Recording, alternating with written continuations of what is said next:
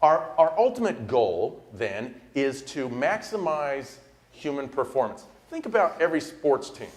What are they really trying to do?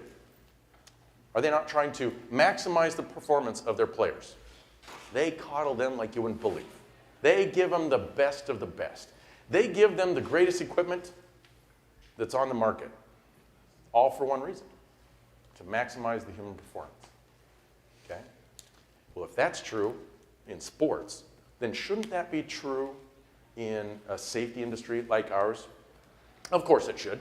So at the base of this human performance triangle, we have our task component, all right? These are going to be our procedures, the equipment that we work with, that sort of thing, the tangibles, and I even have examples there, which again, you can't really see, so I'll read them to you. Airspace, equipment, procedures, and the work environment in which we operate, okay?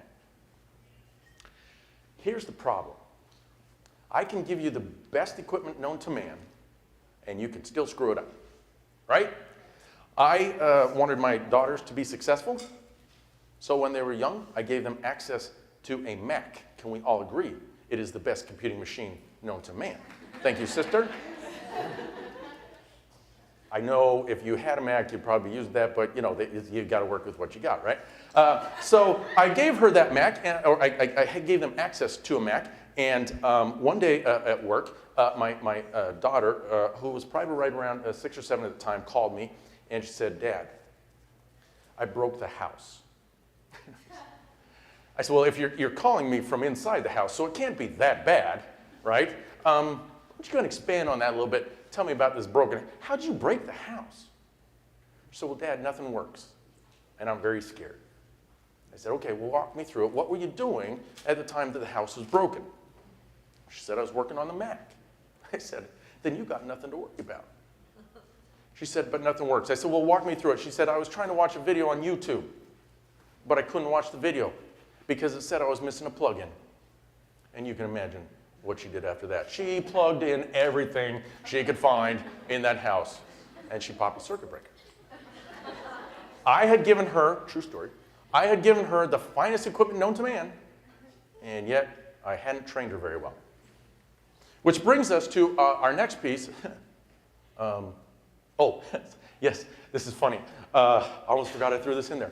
How do humans interface with science, systems and technology? I just gave you an example. Let me give you a more recent example. I found this going through an airport about 2 weeks ago. Now, in case you can't see that, that is a paper towel dispenser. Somebody didn't get the proper training on the towel dispenser and tried to take their towels from, well, I mean, you can see the results. Hopefully it wasn't a pilot, but I digress, all right? So you would think that some systems don't necessarily need to be trained now, wouldn't you? Proof positive, brothers and sisters. Ladies and gentlemen of the jury, I propose to you, you do have to train that sort of thing, all right? And a lot of them are working in our workforce too.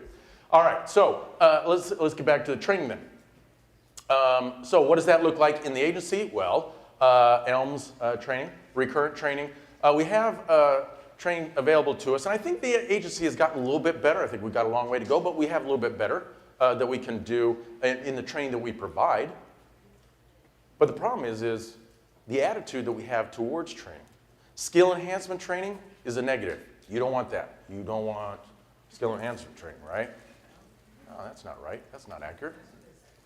I just showed you what the other attitudes towards recurrent training is, et cetera. So do we need to train these systems? Of course we do. Because if we can't interact with the systems and paper towel holders in our facilities, then what good are we doing, all right? Number 3 in the pyramid is the performance quality. These are the skills, the professionalism, attitude, and physical conditions that you bring. Now, this is not a comprehensive list, brothers and sisters. This is just scratching the surface. But these are some of the things that we need to maximize the human performance. Now, I know that you are all good, God-fearing folk like I am.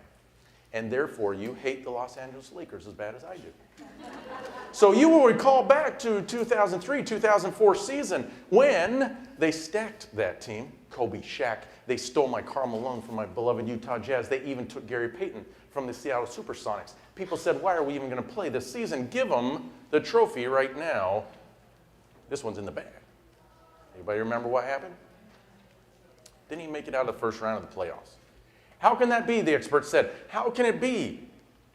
Well, Phil Jackson, the coach at the time, would go on to write a book. And I think that he gave the answer in that book, albeit somewhat covertly. Whether he intended to or not, he described that team as uncoachable. Any front lines in here? You got some people in your workforce that would meet that description? Frontline or not, you got some people working next to you just as controllers that would fit that description, wouldn't they? They don't work within the system, or they don't work with others very well. Does it affect safety? It absolutely does.